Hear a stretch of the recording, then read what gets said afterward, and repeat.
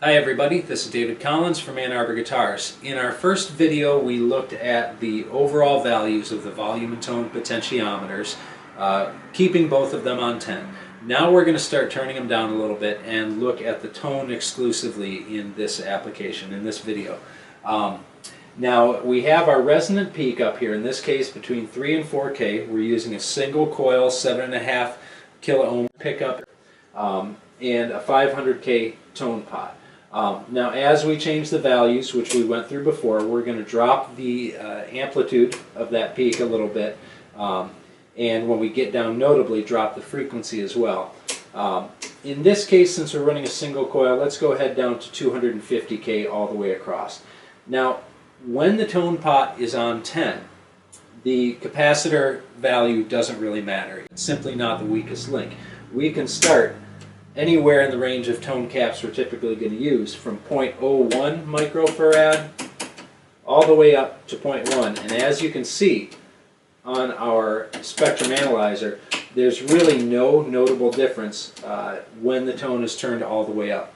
Let's start looking at it as we turn it down now. Let's go back to a 0.022 microfarad capacitor and start to roll it back, and you'll see immediately that resonant peak starts to roll off, and the treble roll off is notably affected there.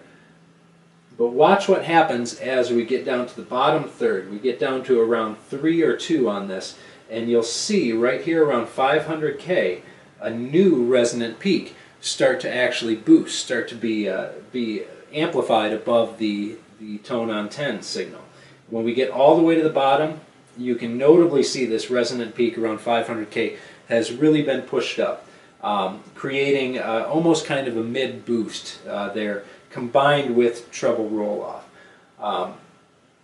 Now that happened in this case around the bottom third is where the capacitor really starts to be engaged. Now let's look at what happens with the taper. If we switch to a linear taper for the tone pot, as we start to roll it down, we're already down to 5 in the top half of the control, and there's relatively little difference here in the resonant peak and the treble roll-off. Let's compare it at the halfway mark to where an audio pot would put us, and you can see the audio pot has engaged the tone control much more quickly than the linear pot. Back to linear, roll it down, keep rolling it down, and we're all the way down to 2 now, and not even really getting any kind of resonant peak buildup from the tone cap. Again, switch over and compare it to audio, and you can see a notable difference. It's only really at the very bottom, between 2 and 0, that we get that significant change, which is why linear pots are not typically used in tone control circuits. They simply take all of the range that could be used from 10 down to 0 in an audio pot, and they cram it down into the bottom third or so of the control. There are people who like this, who want all the control packed into a tighter range as they roll the tone control up and down for quick swells without having to rotate it all the way. But by and large, it's a pretty universal standard that tone control pots will use an audio taper. Now let's start looking at the capacitor values. We've already established there's really no effect when the tone is on 10, once we are that high in the resistance of the potentiometer. But let's roll it all the way down and see what happens. Right now we are at 0.02. This is another fairly simple rule. As you move the capacitance value higher, you will begin to move the resonant peak lower, both in amplitude and in frequency. 0.02, 0.03, 0.04, 0.05, and you can see as we roll all the way up to 0.1, we're moving this down into the 200 hertz or so. The resonant peak is almost not there anymore. It's just becoming a treble roll-off. Move it down to the extreme lower ranges, 0.01, and you can see a much more notable resonant peak up there in the 700-800, just under 1K range. This is what some players like to use for what they call a cocked wah kind of sound, as though you're actually giving a mid-range boost when you roll it down. You'll typically find people using in the 0.01 to 0.015 capacitor range. Now let's look at specifically how it relates to different types of pickups. Right now we're running a 7.5 kilo ohm single coil that we're running this signal through. Let's see what happens when we turn the tone all the way down to 0. We get this nice little mid boost, this resonant peak just above 500 hertz. With that same capacitor, however, when we switch to parallel and we drop the resistance of the coils, we move that resonant peak further up the spectrum. So you can see with the lower impedance coils, if you want the treble roll-off to begin in the same region and the resonant peak in the same area, you end up having to go to a higher value capacitor. And you can quickly see, again, how it came to be that humbuckers and higher impedance pickups typically use a lower value capacitor, where single coils and lower impedance pickups use a higher value capacitor. Gibson known for the .022 microfarad, Fender being known for .047 or .05. Because of the difference in pickup resistance and impedance, that change is required to give them a similar kind of effect to the tone control as you roll it off. Let's start with giving a listen to the taper of the tone control. We're going to start with 500K pots, series resistance, .022 capacitor.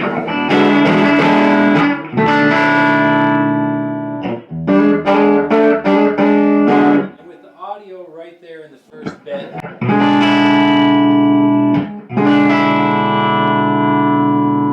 from 10 to 7 I start to get a notable effect. Get down to 5 and I've really darkened it up quite a bit. And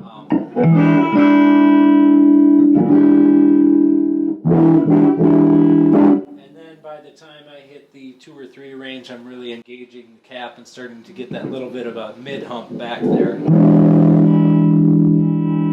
Let's switch up to linear, and all the way down to halfway, and I'm hardly noticing a difference so far.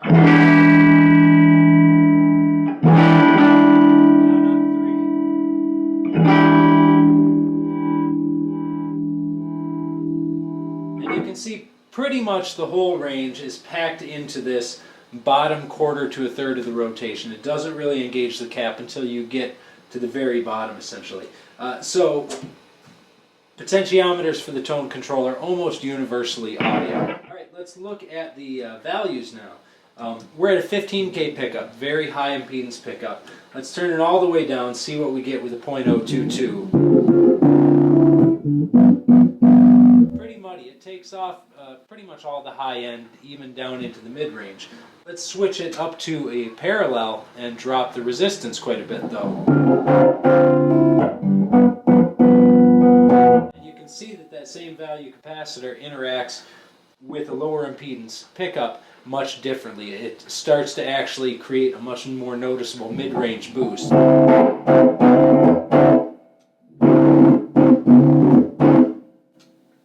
Wanted to get that same kind of high-end roll-off on the parallel position as we do in series, we'd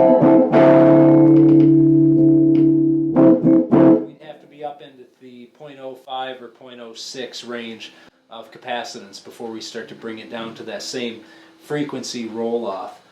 So let's start to play with the values. Let's start with a single coil and all the way at the top at 0.1 microfarads. Muddy, it's pulled off pretty much all the highs well down into the mid-range. Let's drop it to about half that .05. Starting to get a little bit of that mid-range hump, that peak back up, down to 0.3. And again, a noticeable change, 0.2.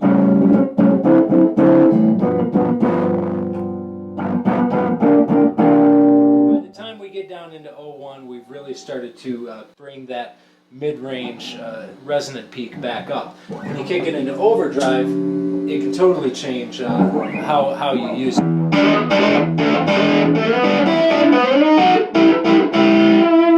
That's tone control rolled all the way back with a .01. Move it up to a .05.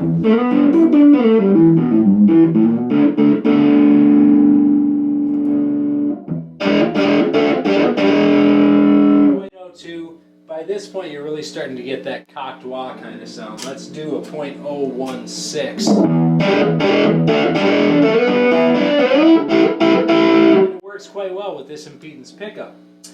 Let's flip things up a little though and move up to parallel.